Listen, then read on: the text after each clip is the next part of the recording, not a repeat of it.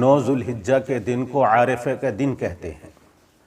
اس دن روزہ رکھنے کی اللہ کے رسول صلی اللہ علیہ وسلم نے بہت فضیلت بیان فرمائی ہے۔ یوں تو ذوالحجہ کے 1 تاریخ سے 9 تاریخ تک دن میں روزہ رکھنا اور راتوں کو اللہ کی عبادت کرنے کی فضیلت احادیث شریفہ میں بہت زیادہ بیان کی گئی ہے، لیکن خاص طور سے ذوالحجہ کی 9 تاریخ کا روزہ رکھنا، جس کو عرفہ کا دن کہتے ہیں، اس دن روزہ رکھنے کے بارے میں اللہ کے رسول صلی اللہ علیہ وسلم نے ارشاد فرمایا، صیام عرفہ انی احتسب علی اللہ ان یکفر السنۃ التی بعدہ والسنۃ التی قبلہ، کہ عرفے کے دن کا روزہ مجھے اللہ کی ذات سے امید ہے، بلکہ یقین ہے کہ اللہ تعالیٰ اس ایک روزے کی وجہ سے 1 سال کے پہلے کے گناہ اور 1 سال کے بعد کے گناہ معاف فرما دیتا ہے، اور ان گناہوں سے مراد گناہ صغیرہ ہے۔ تو اللہ تعالیٰ اس ایک روزے کی برکت سے، اپنے فضل سے 1 سال پہلے کے اور 1 سال کے بعد کے گناہوں کو درگزر کر دیتا ہے اور معاف فرما دیتا ہے۔ یہ روزہ رکھنا مندوب اور مستحب ہے، افضل ہے۔ اگر کوئی روزہ رکھتا ہے تو اس کو یہ فضیلت اور ثواب حاصل ہوگا، لیکن اگر کوئی روزہ نہیں رکھتا ہے تو اس کو روزہ نہ رکھنے کی وجہ سے کوئی گناہ نہیں ہوگا۔ یہ عرفے کا دن 9 ذوالحجہ،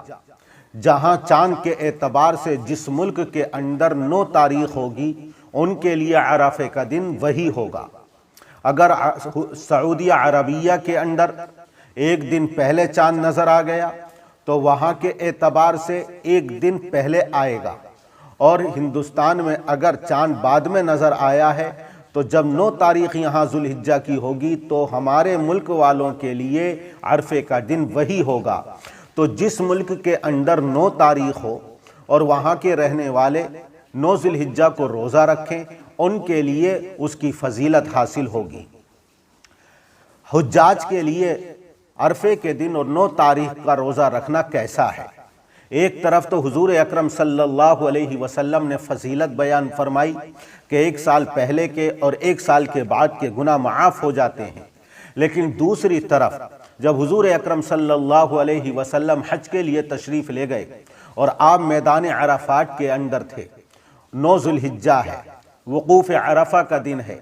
تو آپ نے تمام صحابہ کرام کی موجودگی میں دودھ پیا اور اپنا روزہ توڑا، افطار کیا۔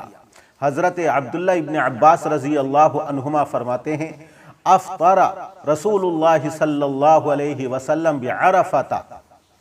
وارسلت الیہ ام الفضل بلبن فشربا، حضور اکرم صلی اللہ علیہ وسلم نے عرفے کے دن افطار کیا۔ حضرت ام الفضل رضی اللہ عنہا نے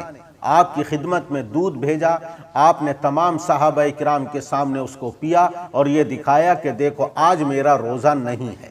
آپ نے کیوں روزہ توڑا، کیوں روزہ نہیں رکھا؟ جبکہ دوسری طرف عرفے کے دن اور 9 ذوالحجہ کے روزے رکھنے کی آپ نے فضیلت بیان فرمائی۔ تو اس کے بارے میں حکم یہ ہے کہ حجاج جب میدان عرفات میں جاتے ہیں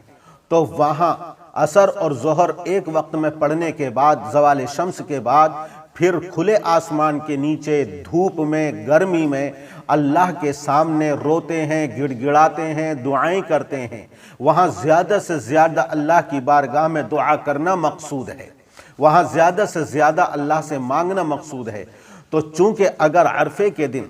حاجی زیادہ سے زیادہ اللہ سے دعائیں مانگتا ہے، کھلے آسمان کے نیچے کھڑا رہتا ہے، محنت کرتا ہے، مجاہدہ کرتا ہے، اور پھر جب سورج ڈوب جاتا ہے تو وہاں سے مزدلفے کے لیے روانہ ہوتا ہے،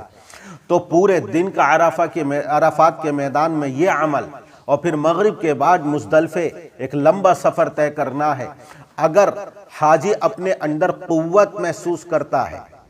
کہ میں یہ تمام کام بخوبی انجام دوں گا اور روزہ بھی رکھ لوں گا، تو اس کے لیے روزہ رکھنا بالکل درست ہے، کوئی حرج نہیں۔ لیکن اگر یہ اندیشہ ہے اور یہ خطرہ ہے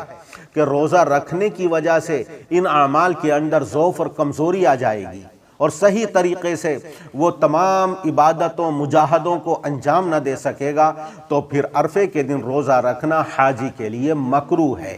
تو حضور اکرم صلی اللہ علیہ وسلم نے امت پر رحم کا، شفقت کا اور کرم کا معاملہ فرمایا، اور گویا کہ آپ نے افطار کر کے یہ بتا دیا کہ دیکھو تم کمزور ہو، ضعیف ہو، ناتوا ہو، تم پورے دن ظہر کے بعد سے کھلے آسمان کے نیچے گرمی میں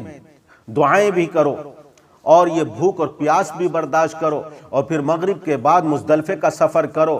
تم اگر اپنے اندر ضعف اور کمزوری محسوس کرتے ہو تو پھر عرفے کے دن کا روزہ رکھنا تمہارے لیے مکروہ ہے، نہ رکھنا ہی مناسب ہے، تاکہ ان تمام عبادتوں کو بخوبی انجام دے سکو۔ تو حاجی کے لیے اگر ضعف کا اندیشہ ہو تو روزہ رکھنا مکروہ ہے،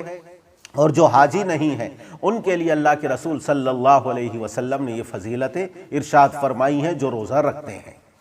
روزہ رکھنا عرفے کے دن تو یہ فضیلت والا عمل ہے، لیکن 10 ذوالحجہ،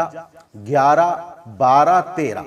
ان دنوں کے اندر روزہ رکھنا کیسا ہے؟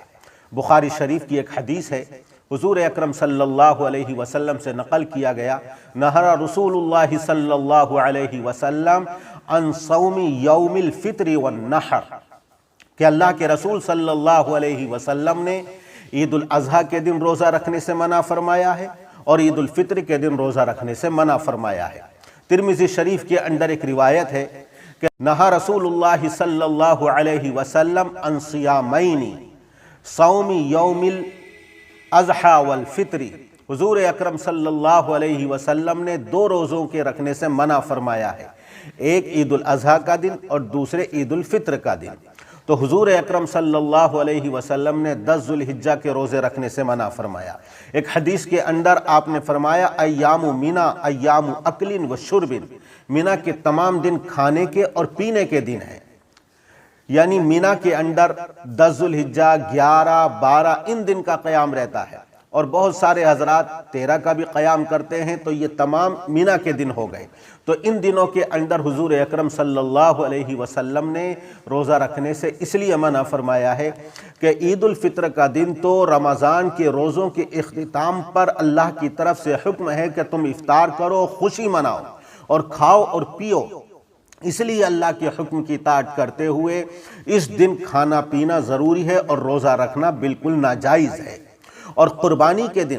10، 11، 12، 13 یہ اللہ کی طرف سے ضیافت کے دن ہیں، اللہ کی طرف سے مسلمان بندوں کی مہمان نوازی کی جاتی ہے، اور قربانی کا گوشت ان کو کھلایا جاتا ہے۔ جب اللہ اپنی طرف سے اپنے مسلمان بندوں کی ضیافت فرما رہا ہے، ان کی مہمان نوازی کر رہا ہے، ان دنوں کے اندر اللہ کی مہمان نوازی اور ضیافت کو چھوڑ کر روزہ رکھیں تو یہ اللہ کی دعوت کو ٹھکرانا ہے، بڑی بدنصیبی ہے، بڑی محرومی ہے۔ اس لیے اللہ کی ضیافت کو اور مہمان نوازی کو قبول کرتے ہوئے اس دن روزہ رکھنا شریعت نے ناجائز قرار دیا ہے۔ ایک ابو مرہ تابعی ہیں، وہ فرماتے ہیں میں حضرت عبداللہ ابن عمر رضی اللہ عنہ کے ساتھ ان کے والد عمرو بن العاص رضی اللہ عنہ کے خدمت میں گیا۔ جب ان کے گھر پہنچے تو انہوں نے، یہی ایام تشریق چل رہے تھے، انہوں نے کھانا پیش کیا۔ ان کے لڑکے حضرت عبداللہ ابن عمر نے کہا کہ میرا تو روزہ ہے، تو حضرت عمرو بن العاص رضی اللہ عنہ نے فرمایا کہ حضور اکرم صلی اللہ علیہ وسلم نے ان دنوں میں افطار کرنے کا حکم دیا ہے اور ان ایام تشریق میں روزہ رکھنے سے منع فرمایا ہے، یہ کھانے پینے کے دن ہیں، اس لیے 10 ذوالحجہ، 11 ذوالحجہ، 12 ذوالحجہ اور 13 ذوالحجہ ان دنوں کے اندر روزہ رکھنا ناجائز ہے۔ اگر کسی نے رکھ بھی لیا ہے تو اس کے لیے ضروری ہے کہ وہ روزہ توڑ دے اور افطار کر لے اور اللہ کی طرف سے ضیافت کو قبول فرمائے۔